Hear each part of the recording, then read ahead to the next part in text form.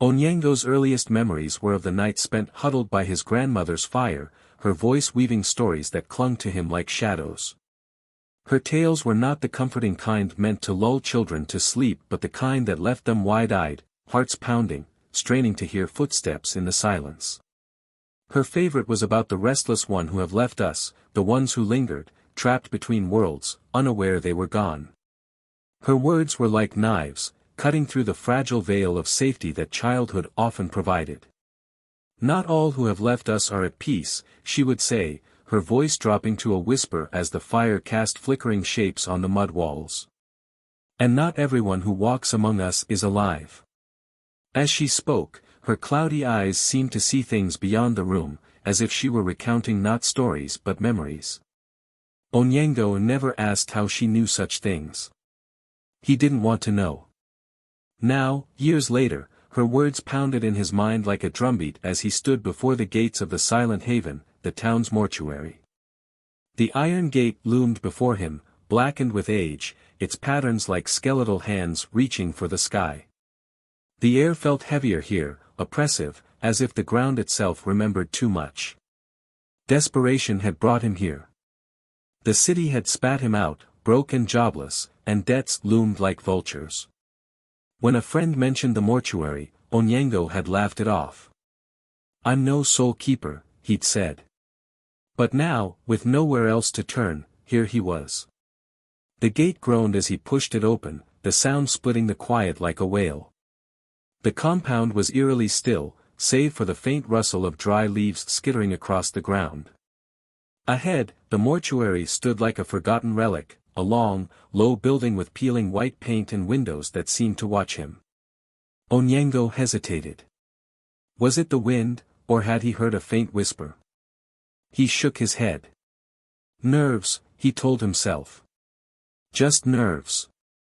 Inside, the smell hit him first, a sharp tang of formaldehyde mixed with something earthier, something faintly sweet but undeniably wrong. A gaunt man appeared from the shadows, moving with the kind of deliberate slowness that made Onyango's skin crawl. "You're the new boy?" the man asked, his voice gravelly. "Yes." "Onyango." His voice sounded small, swallowed by the vast quiet of the place. "I'm Karanja."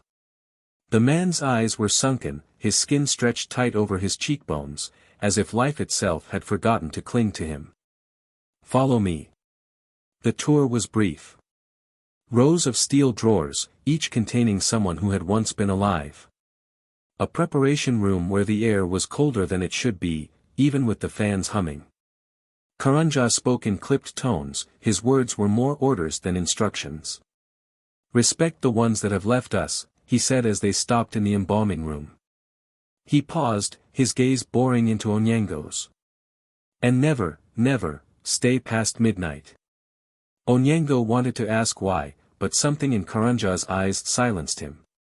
Instead, he nodded, the weight of the man's warning settling heavily on his chest. As he left the mortuary that evening, the sun sinking behind the hills, Onyango turned to look back at the building. Its windows caught the fading light, glinting like eyes in the growing dark. For a moment, he thought he saw a shadow move across one of them, though the room beyond was empty. His grandmother's voice whispered in his mind. "Not all that have left us are at peace." And as he walked home, the sound of the gate's creak seemed to follow him, long after he'd left it behind. Onyango had heard the rumors long before he ever set foot in the silent haven, the mortuary that loomed like a dark secret on the outskirts of the village. The elders had whispered about it in hushed tones, their eyes darting nervously whenever the subject came up. They spoke of strange happenings, of a place where the line between the living and those that crossed over was dangerously thin. The stories said that the silent haven was built on cursed land, a plot that had once been the site of a mass grave. It was said that during a plague long ago, the villagers had buried the ones that left them in haste, so many had fallen ill, so many had left them, that they had dug a mass grave in the thick of night, fearing the disease would spread faster if they took too long. The soil beneath the mortuary was soaked with their restless souls. Some claimed they could still hear the wails of the victims carried on the wind, as if the land itself had been forever tainted. The mortuary had never been a place of peace. No, it was a place of unnatural stillness, where things moved in the shadows. Villagers spoke of footsteps echoing in the halls when no one was there, of voices, low and unintelligible, whispering from the walls. They said there were shadows, flickering just out of sight, that moved against the light. But what chilled Onyango the most was the tale about the workers. It was said that those who spent too much time in the silent haven would eventually lose their sanity. Some claimed the ones that have left us did not want to be forgotten, that they would call to their caretakers, urging them to stay longer and longer, until they became one of them. The whispers grew more sinister. Those who worked there long enough would change, becoming something inhuman. Onyango dismissed these stories, of course. He was a man of reason, a man who believed in hard work and logic. The superstitions were just that, superstitions. At least, that's what he kept telling himself as he donned his uniform and stepped into the cold, sterile preparation room of the silent haven for his first shift. But the moment he entered, he felt it. The air was heavier than it should have been, dense with the scent of chemicals and something older. The walls seemed to close in around him, and though the room was filled with artificial light, it felt darker than it should. The place seemed to hum with an eerie energy, as if it were alive in ways it shouldn't be. Onyango tried to focus on his work, scrubbing the cold, metal tables, cleaning the sterile instruments. He pushed aside the creeping sense of unease that gnawed at him. But as he worked, strange things began happening. At first, it was subtle, a faint tapping in the distance, almost like the sound of fingernails against wood. He ignored it at first, telling himself it was just the building settling. But as he moved deeper into the preparation room, the tapping grew louder. Tap. Tap. Tap. He froze, his breath in his throat. The sound wasn't coming from the walls. It was coming from one of the drawers. His heart pounded in his chest, but he couldn't move. The tapping continued, insistent now, growing louder and more frantic, like a desperate plea from the other side. Onyango swallowed hard, his hands trembling as he approached the drawer. It was the last one on the left, cold and dark. He reached out slowly, his hand hovering over the handle as though some invisible force was holding him back. But curiosity, and a flicker of fear, drove him to pull it open. Empty. The drawer was completely empty, its cold metal insides gleaming in the harsh overhead light. His chest rose and fell as he exhaled a shaky breath, trying to calm his racing heart. But then. A whisper. "Why did you leave me?" Onyango spun around, his eyes wide, his pulse racing. The room was empty.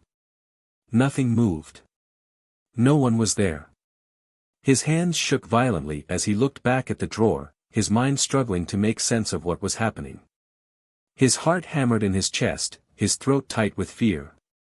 The whisper had been unmistakable, as clear as if someone had been standing right behind him. "Why did you leave me?" The words lingered in the air, echoing off the cold walls. Onyango fumbled for the keys, his hands slick with sweat, his mind clouded with panic. He hurried to lock the chamber, his heart still pounding in his ears. "Please, God, not tonight," he whispered under his breath, his grandmother's voice rising in his memory. She had always warned him about places like this, places where the veil between life and those that have crossed over was too thin. She had said the one who crossed over never truly left. Never stay past midnight, he remembered the old mortician, Karanja, saying. As he locked the door, he whispered a prayer his grandmother had taught him, feeling the words tremble in his throat. Outside, the wind howled, its mournful wail seeping through the cracks in the building. And for the first time since he'd arrived, Onyango felt the oppressive weight of the silence, like a living thing, watching him, waiting for him to slip. Waiting for him to make a mistake. It was a night unlike any other, the kind of night where the rain falls so relentlessly that the world outside feels like a blur, washed clean, but eerily still. Onyango had been working late at the Silent Haven, preparing those who had passed in the course of the day. The storm had picked up in intensity hours ago, the wind howling as it rattled the windows and the cold, damp air seeping through the cracks in the walls. Inside, the mortuary felt more oppressive than usual, as though the storm itself were trying to get in, to pull him into its swirling chaos. He was alone. He preferred it that way. But tonight, there was an odd feeling in the air, a sensation he couldn't quite shake. The faintest whisper of unease clung to him as he worked, his movements mechanical, the familiar smell of formaldehyde and antiseptic barely registering in his senses anymore. As he finished his final task for the night, preparing the remains of a young man who had tragically crossed over in a violent car crash, he heard it. A faint meow, like the soft, pitiful cry of an animal lost in the rain. At first, he thought nothing of it. Strays were common around the mortuary, and with the rain, they sought shelter wherever they could find it. But when he turned to look, he froze. A sleek black prowler, its fur glistening from the storm, was perched on one of the preparation tables, sitting perfectly still. Its yellow eyes gleamed in the dim light of the mortuary, fixed directly on him with an intensity that sent a chill crawling down his spine. It was as if it had been waiting for him, watching, silently judging. Onyango stood still for a moment, unsure what to make of the creature. There was something unsettling about the way it stared at him, as though it were aware of something he wasn't. Its coat was wet, but it showed no signs of shaking off the water, as if it had always been this way, drenched and unbothered. He shook off the feeling and turned back to his work, convincing himself it was just a stray prowler seeking shelter from the storm. But as the night wore on, the prowler's presence became more and more strange. It never strayed far from the bodies in the preparation room. Whenever a new case was brought in, the prowler would appear out of nowhere, always sitting quietly at the feet of someone who has crossed over. It was as if it had a purpose, as if it were guarding them. Or perhaps, guiding them.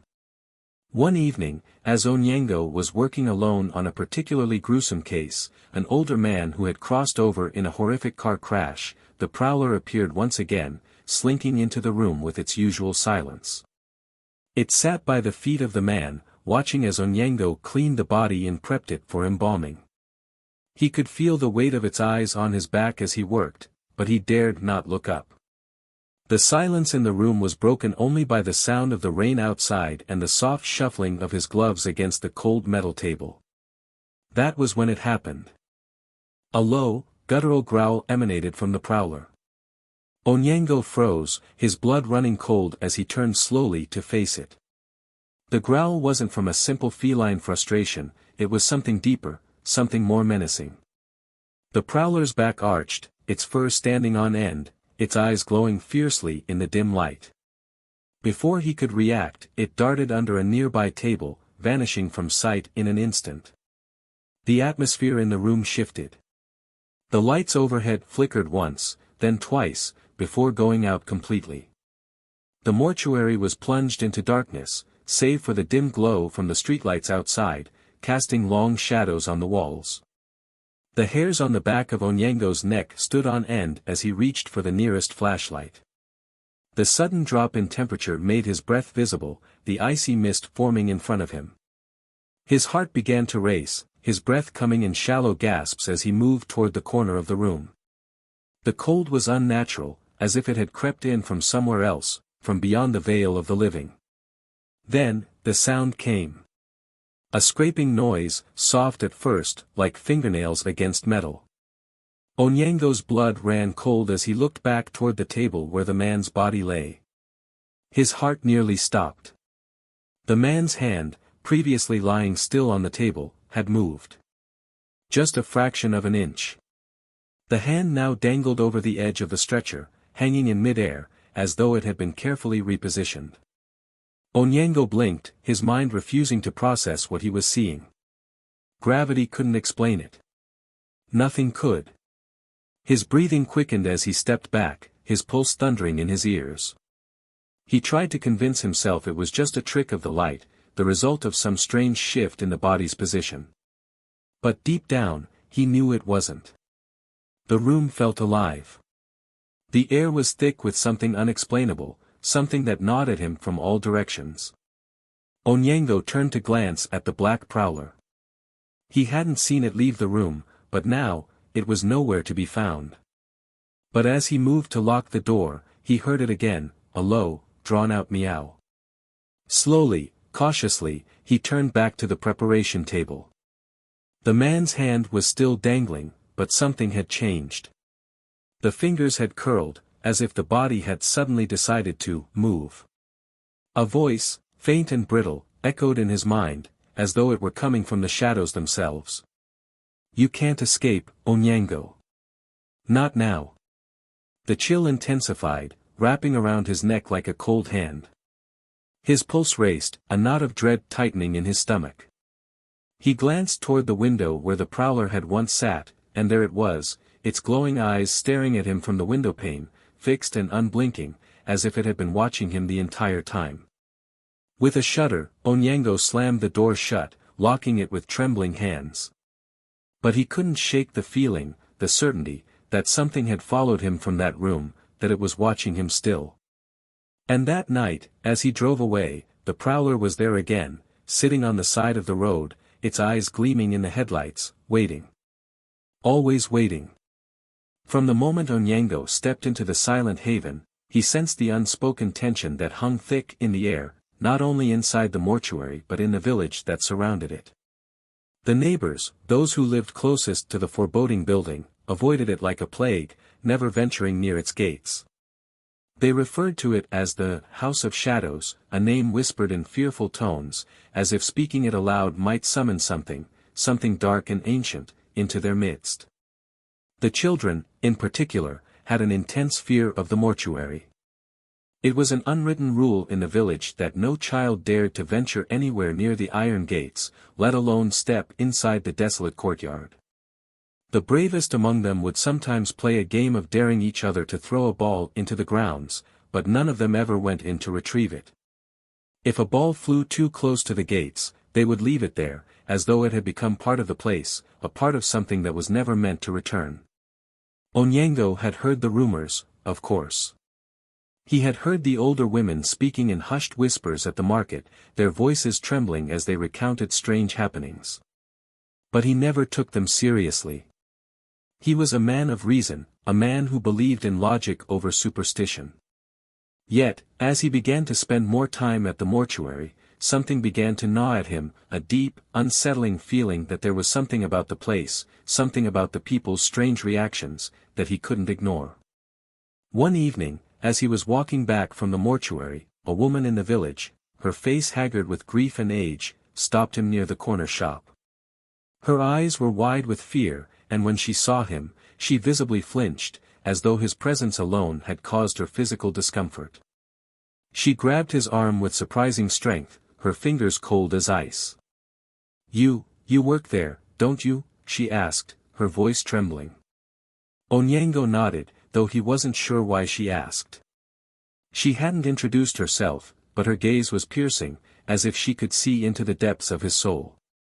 "You carry the smell of the grave with you," she hissed, her voice a low, haunting whisper. "It clings to your skin. It's in your blood now. Be careful, young man. Those that crossed over don't let go so easily." Onyango recoiled slightly, confused and unsettled. He tried to laugh it off. "The crossed over don't have a smell, madam. It's just—" "Don't be foolish," she snapped, her eyes flashing with something akin to panic. "The crossed over are not as silent as you think. They follow, they watch. And once you've been near them for too long, they take something from you. A piece of you stays behind in that place. I've seen it, child. I've seen it happen." Before Onyango could respond, she turned abruptly and shuffled away, her faded shawl trailing behind her like the shadow of something lost. That wasn't the first time something like this had happened. More than once, when Onyango walked through the village, people would cross to the other side of the street without a word, their eyes avoiding his gaze. Some would hurry their steps, casting furtive glances behind them as though they feared he might be followed by something far worse than a mortal man. A few even muttered prayers under their breath as they passed him by, as if invoking some unseen force for protection. It was clear that his association with the mortuary had turned him into something of an outcast, and though Onyango initially dismissed it, the constant avoidance began to unsettle him. It felt like a dark cloud had settled over him, like he had somehow become tainted by the very place he worked. One day, as he made his way to the market to buy some food, an elderly man with a weathered face and deeply furrowed brows stopped him with a stern look. His eyes flicked nervously toward the gates of the silent haven, then quickly back to Onyango. "You be careful there, son," he muttered, his voice gravely with age. "People say strange things happen when you work in that place. I've seen it myself. Some of the old ones who worked there, they changed, were very bizarre. Eyes wide open, but there was no one home anymore. Just like the ones they bury. Always be looking over their shoulder, talking to strange beings no one could see." The old man leaned in closer, his breath sour, his face twisted in a grimace. "I've seen them," he whispered, as if afraid someone might overhear. "Not the ones who crossed over. No. But the ones who followed. They walk around at night. You'll see them, mark my words.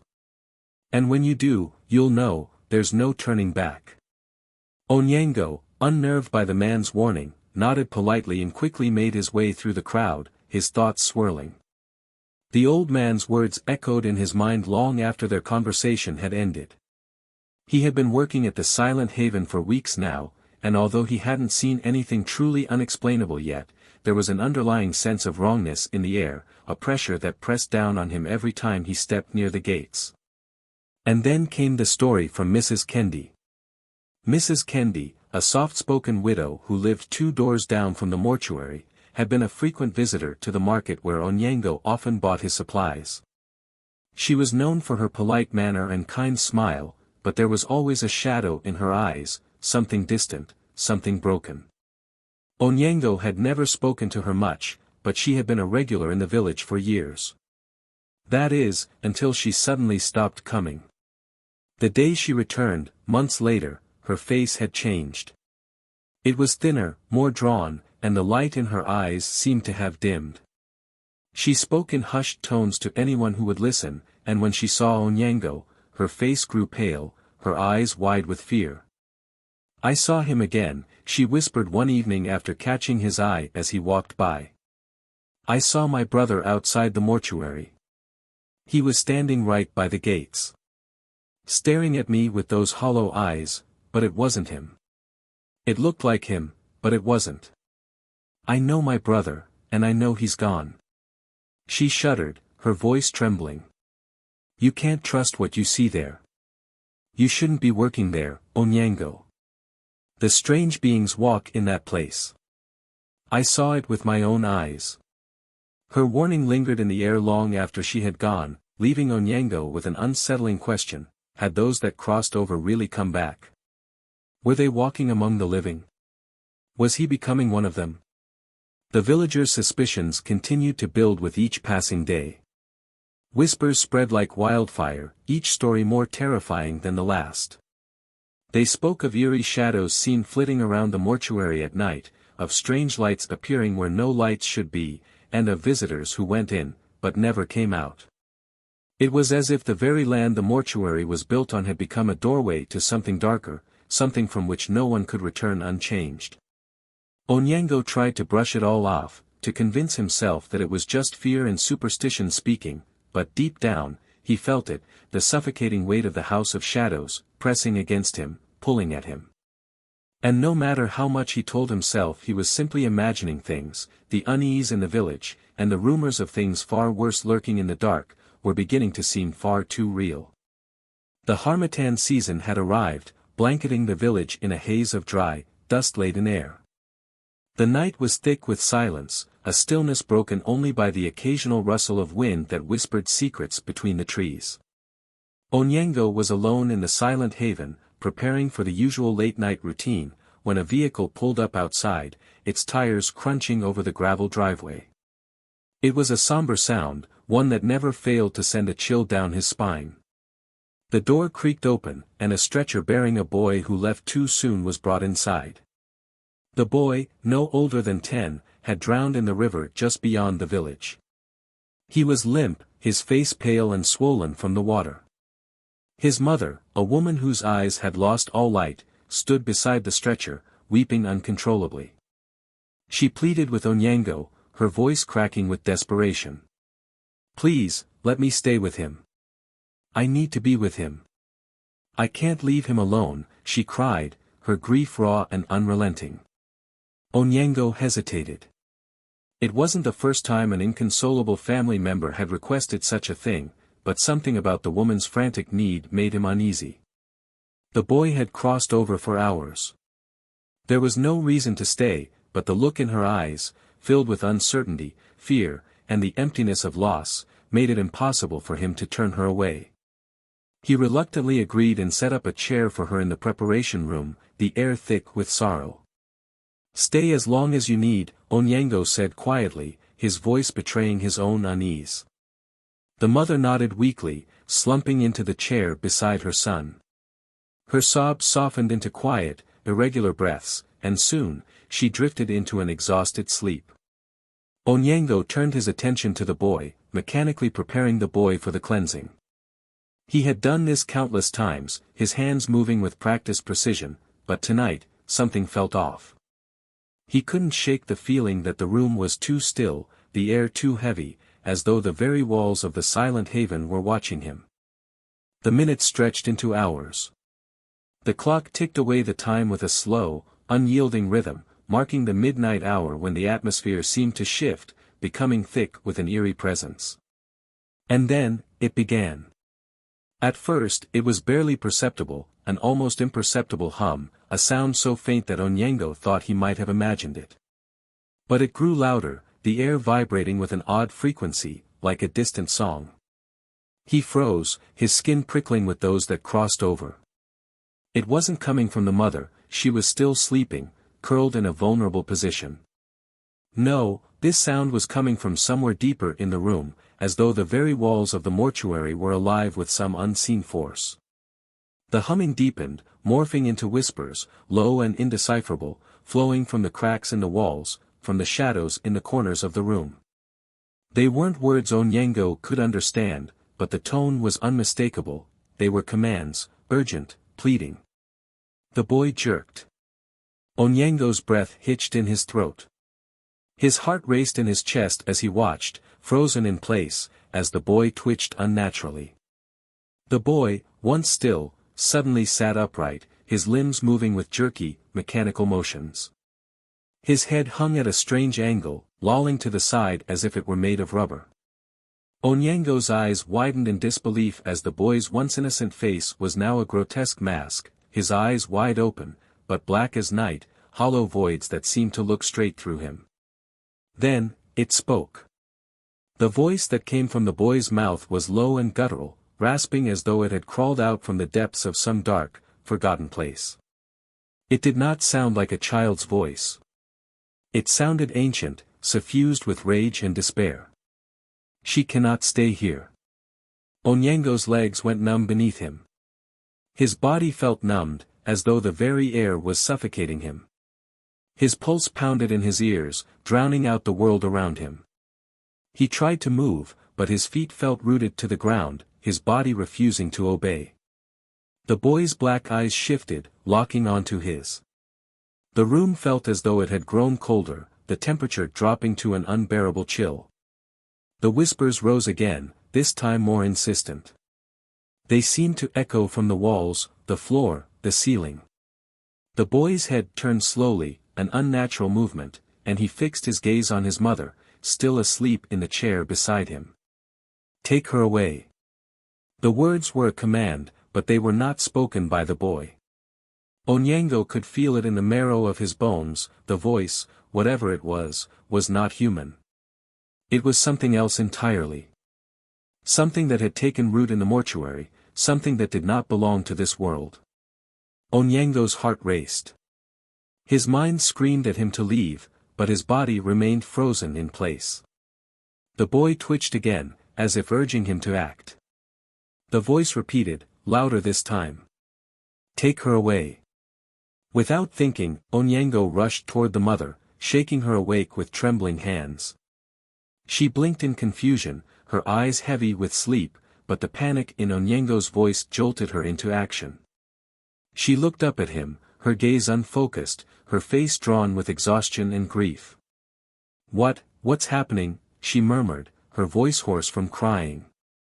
"You have to leave," Onyango whispered urgently, his breath coming in shallow gasps. "You cannot stay here. Please, follow me."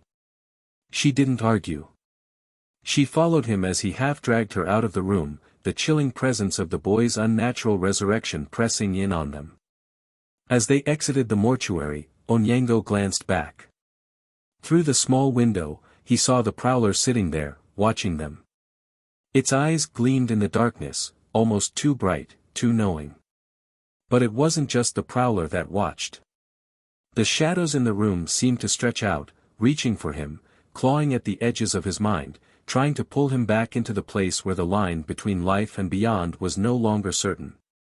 The next morning, when Onyango returned to the mortuary, everything seemed normal. The boy's body was back in its original position, still as it should have been. But the room felt different.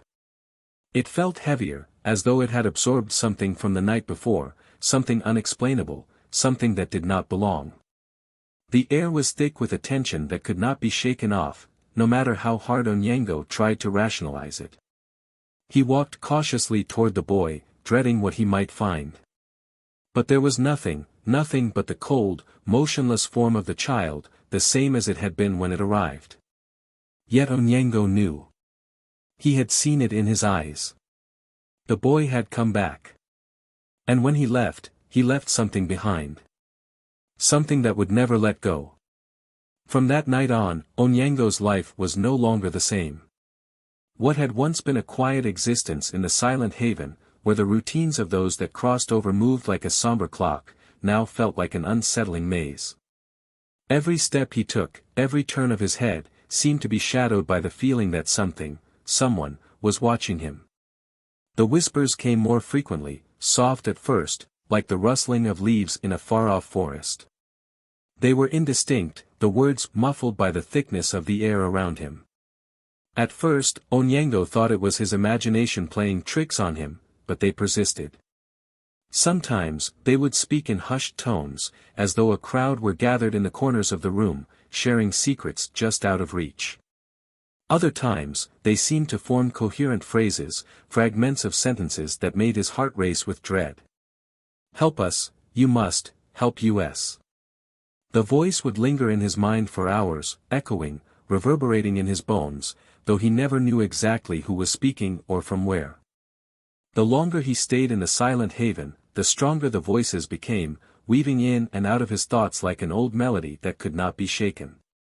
He could no longer ignore the sensation of eyes watching him from the darkened corners of the room. The shadows seemed to have a life of their own, stretching and twisting in unnatural ways, following him as he moved. Even the light felt different. It flickered more often now, as though the darkness itself was trying to claw its way into the room. One evening, when the weight of these strange occurrences had grown too heavy to bear, Onyango finally confided in Karanja, an older mortuary attendant who had worked in the silent haven for years. Karanja had always been a man of few words, but there was something in his eyes, something weary and knowing, that Onyango found strangely comforting. He could sense that Karanja knew far more than he let on. Sitting together in the break room, the dim light casting long shadows across the walls, Onyango took a deep breath. I don't know what's happening," he confessed, his voice trembling. "The whispers, the shadows, they're getting worse. I can't shake the feeling that something is watching me, following me. I'm afraid." Karanja didn't look at him immediately. He simply stared out the window, his face lined with the years of untold stories, of nights spent alone in the company of those who crossed over. When he finally spoke, his voice was low, a rasp born from experience and fear. "You've been noticed," Karanja said, his words carrying a weight that made Onyango's stomach tighten. "They know you now. They know your name, your face. Some will seek your help, others will want more. They won't just ask for your help. They'll demand it. And once you've been touched by them, there's no going back. They won't let you go so easily." The silence that followed felt suffocating. Onyango couldn't breathe, his mind racing as he processed Karanja's cryptic words. "They know me now." The phrase echoed in his mind, filling the room with a sense of dread. What did it mean to be noticed by those that have crossed over? Was it an obscenity? A blessing? What would they want from him, and how would they exact it? Onyango felt a cold sweat break out across his forehead. The more he thought about it, the more it seemed like a trap, a slow tightening noose around his neck. The thought of quitting crossed his mind, but the pull of the mortuary, this strange, otherworldly connection he had formed with those that crossed over, was too strong. He could feel it deep within him, an invisible thread that tied him to the place, one he couldn't explain or escape from, no matter how hard he tried. "Why can't I leave?"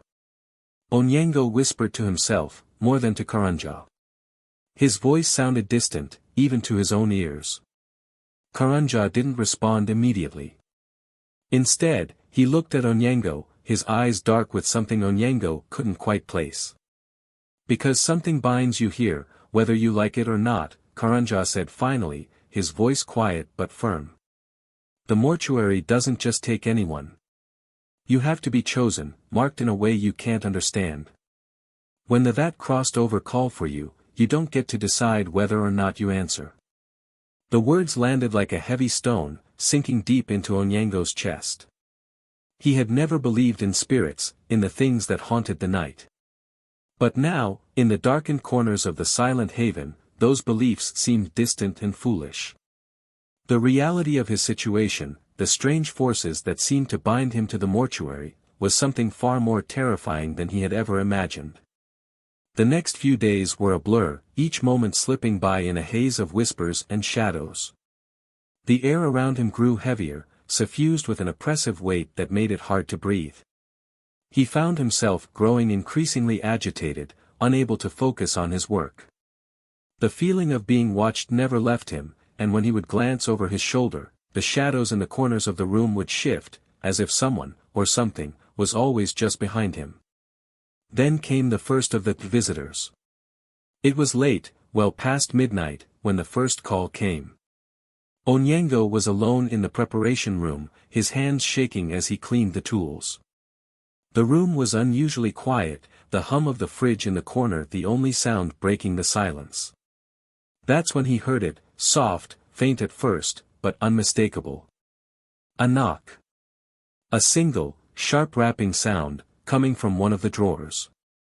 It was followed by another, then another, as though someone, or something, was trapped inside. Onyango froze, the blood draining from his face. He had never experienced anything like this before. The mortuary had always been a place for those that crossed over, but this felt different. This felt like a plea. His hand hovered over the drawer, his mind screaming at him to turn away, to run. But his body refused to obey. Slowly, cautiously, he pulled the drawer open. And there, lying in the cold, lifeless space, was the body of a man, a body he didn't recognize. But it wasn't the body that made his heart race. It was the eyes. The eyes that were wide open, staring into nothingness, as though they were looking right at him. The body's mouth twitched, the faintest of smiles curling on its lips. A whisper escaped the lips, barely audible, but the words were unmistakable. "Help me." Onyango recoiled, his heart pounding in his chest. He slammed the drawer shut, his breath coming in ragged gasps. His mind raced as he scrambled to make sense of what had just happened. Those that crossed over were no longer just objects in his care, they were becoming something more. They were becoming active, aware, demanding. And he was caught in the middle of something he didn't understand. Something far darker than he could ever have imagined. That night, as he lay awake in his small quarters above the mortuary, Onyango understood, perhaps for the first time, that his life had been irreversibly changed. The silent haven had marked him, and there was no escaping its pull. The ones that crossed over were calling to him, and he had no choice but to listen. Onyango's life became a journey into realms few dared to explore, where every breath carried the weight of both the living and those beyond. His days were a test of his resolve, and his nights, a dialogue with the unseen. As the stories of the silent haven grew darker among the villagers, Onyango embraced his role, not as an object of fear but as a quiet custodian of two worlds. He adopted rites that felt like second nature, though their origins were rooted in the ancient wisdom of his ancestors. Salt became his shield, candles his compass, and whispered prayers his bridge between realms. The ones beyond, he realized, did not seek to harm but longed for closure, understanding, and, sometimes, a mere acknowledgment of their presence. Through these simple yet profound acts, Onyango brought peace to those who lack rest and courage to himself. In time, Onyango began to see patterns in the shadows and whispers, a rhythm that connected life to beyond in a way that defied logic yet felt deeply human. His quiet acts of compassion revealed lessons that stretched beyond the mortuary walls. He learned that fear was not his enemy but a signpost, guiding him toward deeper truths. Each soul he encountered taught him that crossing over was not the end, it was a bridge, a continuation of existence that deserved respect and reverence. The villagers, however, saw him as a paradox. They feared him, crossing the street to avoid his gaze, yet some sought his wisdom in hushed tones. One woman confided in him about her recurring dreams of her husband who crossed over, and a child shyly asked if his grandfather still watched over him. Onyango answered with honesty and care, planting seeds of hope where fear had once taken root. Through this, he learned the profound power of compassion. It was not enough to coexist with fear, one had to act with empathy to transform it into understanding. He saw how the rites he practiced, once dismissed as superstition, were pathways to balance, a wisdom handed down by generations who understood that the living and those beyond were not as separate as they seemed. But it was the courage Onyango displayed every night, in the face of whispers and shifting shadows, that cemented his place as the quiet hero of the silent haven. His story reminded the villagers, and, eventually, himself, that the unknown need not be feared but embraced. It was in this embrace that he found a connection deeper than life itself, a truth that crossing over is not a finite conclusion but a transformation. The folklores of the silent haven persisted, but behind the imaginations and superstition lay a tale of bravery, compassion, and humanity. Onyango's life was a testament that even in the dimmest spaces, there exists light, a light born of courage, fueled by empathy, and sustained by an unyielding respect for the mysteries that bind us all.